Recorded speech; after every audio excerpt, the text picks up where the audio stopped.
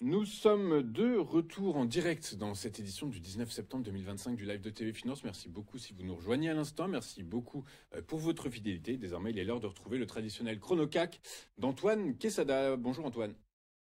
Bonjour Louis-Antoine. Merci beaucoup Antoine d'être avec nous ce matin. Antoine Quesada, vous êtes trader, formateur et coach chez AQTS.fr avec nous pour nous aider à comprendre comment évolue le CAC 40. Antoine, la Réserve fédérale a enfin repris son cycle d'assouplissement monétaire. Elle a baissé, je le rappelle, mercredi soir, son principal taux directeur dans la fourchette de 4 à 4,25%. Le taux, ce taux-là sera effectif dès la semaine prochaine. Elle a laissé voir par ailleurs qu'elle pourrait continuer à desserrer son étreinte monétaire par 2 fois d'ici la fin de l'exercice 2025. Les marchés adorent, les marchés applaudissent dès demain. Résultat, Wall Street était à la fête hier. Ce matin, le CAC 40 dans le sillage donc de Wall Street est également plein d'espoir. Les investisseurs achètent l'indice phare parisien. Est-ce que désormais, on peut dire que la zone des 7800 points semble être acquise et auquel cas on peut s'autoriser à regarder un peu plus haut? Cette zone des 7800 points, effectivement, est une zone support, je dirais, dans un range historiquement de long terme, à l'intérieur duquel les cours ont fluctué, c'est-à-dire ce range entre 7804 et 7916 exactement. On va le voir tout à l'heure dans le graphique en journalier. Là, rapidement en hebdo, comme d'habitude, je vous disais la semaine dernière que le grand support de très long terme ici, la grande ligne oblique en noir, qui est un support tracé sur des chandeliers en mensuel, donc de long terme. Ce support a bien tenu et le rebond qu'on a eu il y a 3 semaines à peu près, enfin en début de mois, semble être plutôt solide. Donc ça, c'est de bon augure. Cela dit, évidemment, on voit bien la bande de Bollinger qui s'est rétrécie, donc on est dans ce range un petit peu étroit, mais malgré tout assez costaud, semble-t-il, pour le moment. Donc plutôt optimiste, en tout cas la tendance de moyen-long terme, elle est confirmée, enfin elle est maintenue haussière, elle n'a pas bougé depuis des mois, d'après mon analyse. On va passer sur le journalier, si vous le voulez bien. Alors voilà, le journalier, j'ai évoqué la semaine dernière, vous vous rappelez, cette fameuse divergence haussière cachée, hein, puisque c'est mon cheval de bataille.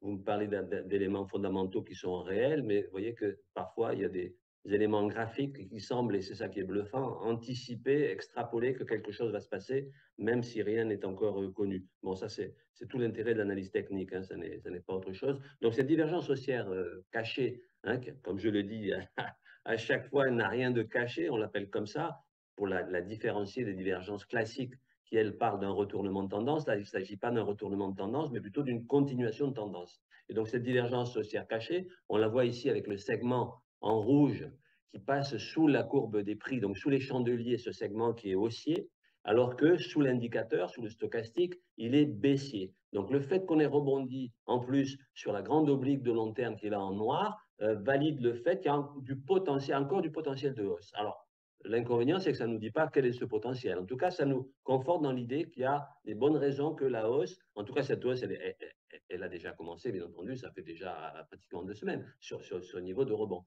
Donc, pour répondre à votre question, là, à l'instant T, on est à plus 0,47%, on est à 7891 points, c'est-à-dire bien au-dessus des fameux 7800 dont vous parlez, et que l'on voit ici sur mon graphique en pointillé rouge, hein, 7804 points. Ça aussi, toutes ces lignes horizontales ici sont là depuis très, très, très longtemps, à l'exception de celle en pointillé jaune ici, qui est celle sur laquelle la divergence haussière cachée a pris appui pour démarrer sa hausse. Donc, je réponds à votre question, ça semble bien parti effectivement, en tout cas pour que ce 7800 points, qui est la partie basse de ce canal, qui maintenant est un canal, comme je vous l'ai dit, historiquement sensible, pour que ce support-là tienne. En tout cas, le marché, bon, hier, on a eu une belle journée avec quelques contractions de marché, mais malgré tout, cette divergence haussière cachée semble vraiment porter ses fruits. Et là, on est en train de franchir une petite résistance de court terme, les 7885. En fait, on a une multitude. Là, je n'ai pas en dessous du journalier, mais sur un graphique en 1 heure, en 4 heures, on est sur une foultitude de petites résistances de plus ou moins long terme, malgré tout, même si c'est sur des unités de temps courtes. Et là, on est en train de franchir les 7885, qui est plutôt bon signe, et on se dirige, et on n'est pas loin en temps réel, hein, il faut l'avoir sous les yeux, ce que j'ai là sur mes écrans, on est à 7894, c'est-à-dire qu'on s'approche de la résistance ici en vert, cette ligne horizontale en pointillé vert, qui elle aussi est là depuis des mois, hein, qui fait office de résistance de court terme, mais elle est là, elle existe depuis très très longtemps. On s'en approche et il serait de bon augure évidemment de la franchir et voire même de clôturer au-dessus. Donc 7804 points, cette zone, pardon, 7804, la zone support sur laquelle on est bien installé pour le moment au-dessus, et 7916, voire un petit peu au-dessus, puisque déjà en début de semaine, lundi, hein, Louis-Antoine, lundi, on a dépassé cette résistance-là en séance, on n'a pas clôturé au-dessus. C'est là toute la difficulté. Hein, une clôture au-dessus vient ancrer des choses.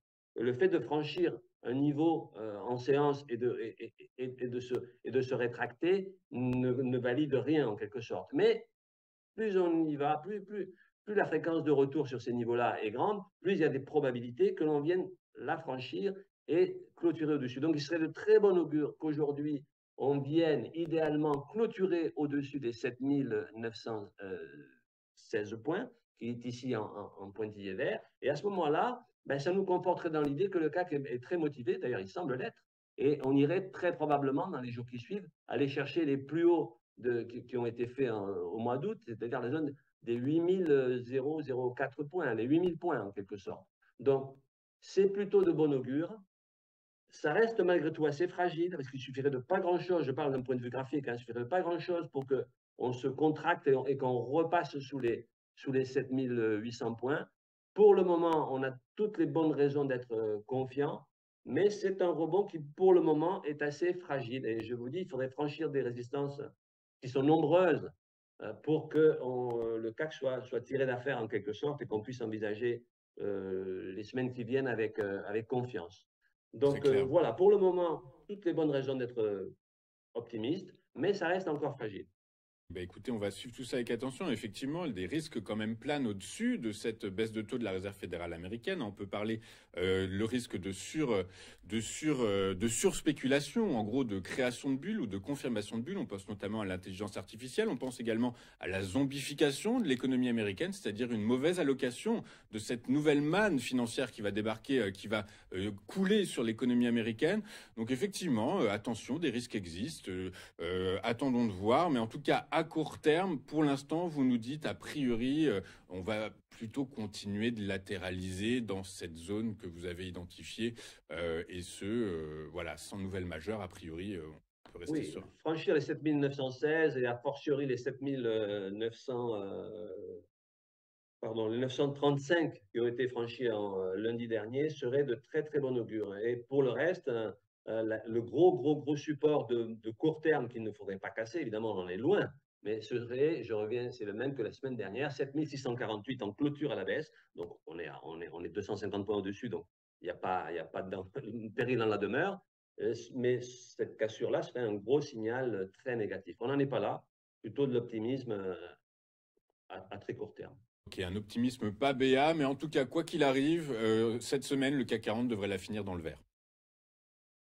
Très probablement, oui. Très probablement. Ok. Bah écoutez, c'est noté. Merci beaucoup Antoine d'avoir été avec nous ce matin. Antoine Quesada, vous êtes trader, formateur et coach chez AQTS.fr avec nous tous les vendredis pour nous aider à comprendre comment évolue le CAC 40, sous quel prisme et éventuellement adapter des stratégies d'investissement ou de trading en conséquence. Merci beaucoup Antoine. À la semaine prochaine. Nous, on marque une courte page de publicité. On se retrouve juste après avec la rubrique Across the Market de David Furcage. À tout de suite sur TV Finance.